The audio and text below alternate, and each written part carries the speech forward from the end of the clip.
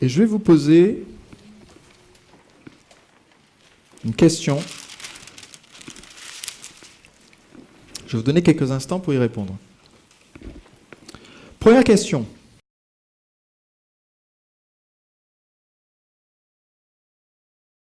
Quels sont un lieu et un moment décisif dans votre vie où si vous ne ressemblez pas du tout à vos clients, dans la vie de votre client idéal aujourd'hui qui a eu beaucoup de succès et qui est l'image de ceux que vous voulez attirer, quel est un lieu et un moment de décision qui a été particulièrement important dans cette histoire et qui soit lié évidemment à ce que vous allez proposer après? On en a tous eu plein. Je vous ai parlé, là dans la vidéo j'ai parlé du moment où j'ai décidé de monter ma boîte. À l'instant, j'ai parlé du moment où j'ai décidé de m'inscrire, de me former. C'est un lieu et un moment décisif. Enfin, c'est un moment décisif et je suis capable de me souvenir du lieu où j'étais à cette époque-là.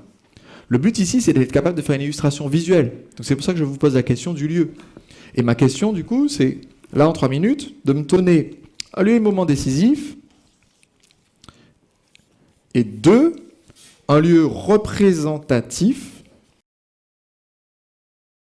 du nouveau vous. Parce que vous l'avez remarqué dans ma dernière vidéo, je ne suis plus à un arrêt de tram, assis, essoufflé. Je suis en face de mon nouveau chez moi. Donc quel est un lieu qui représente ce que vous avez atteint aujourd'hui ou ce qu'a atteint ce client que vous avez aidé qui est représentatif de vos autres clients? Quel est un lieu qui peut représenter cela? Je vous donne quelques instants pour répondre. Deuxième partie de l'exercice. Je vais vous demander d'écrire quelle est la différence. La plus facile méthode pour faire une différence, c'est d'écrire dans une colonne avant et après.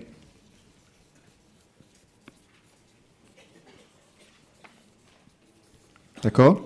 Quelle est la différence entre, quand je dis l'ancien vous et le nouveau vous, c'est toujours pour dire si vous n'êtes pas votre client, vous-même, si vous n'êtes pas la même personne, le client que vous avez aidé qui a eu le succès. Quelle est la différence aujourd'hui dans l'avant-après pour lui en tant que personne, dans ses attitudes,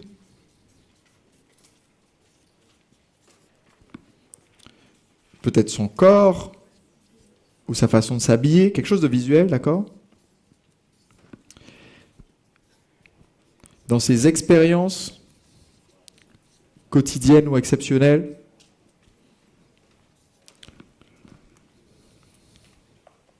quelque chose qu'on peut montrer, c'est ce que je demande ici. Quelque chose qu'on peut voir.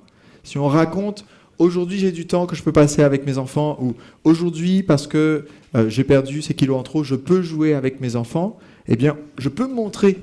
Elle peut être en train de jouer avec son enfant pendant qu'elle répond. Ou je peux montrer une vidéo pendant qu'elle est en train de dire ça, ou une photo de ma cliente en train de jouer avec son enfant.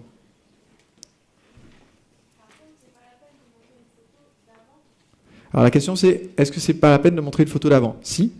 C'est si. Justement, ce que je demande ici, c'est un avant et un après. Il ne faut pas me mettre que après, il faut dire à la place, qu'est-ce qui se passait? Donc, évidemment, je ne peux pas avoir une photo de elle en train de ne pas jouer avec son enfant. Ou alors peut-être que si, justement. La plupart des photos que j'ai de ma cliente, elle n'est pas en train de jouer avec son enfant, elle est toute seule. Donc, visuellement, ce que je vais avoir comme différence de l'avant, je suis toute seule en train de faire la gueule qu'on m'ait pris en photo parce que je n'aime pas du tout, à cette époque-là, être pris en photo, ou maintenant, je suis entouré d'autres personnes qui rigolent. D'accord? Donc, quelle est la différence avant, après? Prenez quelques instants et essayez de rentrer dans le détail. Pas juste l'évident, mais essayez de trouver les détails. Donc, la première partie était sur les lieux et moments. Deuxième partie sur l'avant-après. Maintenant, je vais vous donner un instant de réflexion pour penser à une métaphore, une aventure, un voyage dans lequel vous pouvez amener votre prospect qui démarre dans ce lieu et c'est avant et qui termine avec le nouveau moi dans le nouveau lieu. Et une métaphore qui va me servir à raconter cette histoire. Je vais donner quelques exemples. Je pourrais très bien... Donc, je peux faire un lancement sur le thème du voyage, ce que vous avez vu. On a fait un voyage d'un point A à un point B. Dans la pratique, au final, le point B, géographiquement, n'est pas si loin de mon point A. Je suis parti de Nantes, je suis arrivé à La Baule. Mais en chemin, quand même, on est passé par Montpellier, etc., etc. J'ai interviewé des gens du Québec et tout. Mais la métaphore, c'est le voyage. Tous les termes sont liés au voyage, au moment d'ouverture des ventes. On dit, voilà, l'embarquement a commencé. Comme ce séminaire, on a une métaphore liée à l'avion, on prend notre envol, etc. Donc, c'est une métaphore possible. Décollage dans l'avion, c'est une autre métaphore. Une croisière, c'est une autre métaphore. Une naissance, c'est une autre métaphore.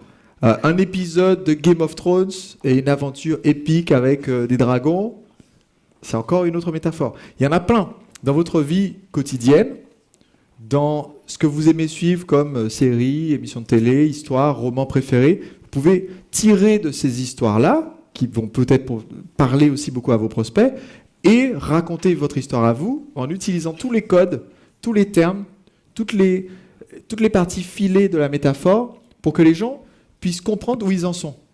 Est-ce que tout le monde me suit ? Est-ce qu'il y a des personnes qui ont un petit peu de mal avec cette question de métaphore ? Ok. L'idée ici, c'est, comme je dois faire une séquence, quand je vais contacter mes prospects pendant peut-être 7 jours, 10 jours, avec plusieurs vidéos ou plusieurs contenus, je vais choisir volontairement un thème qui va être le fil conducteur de l'ensemble de ce que j'enseigne.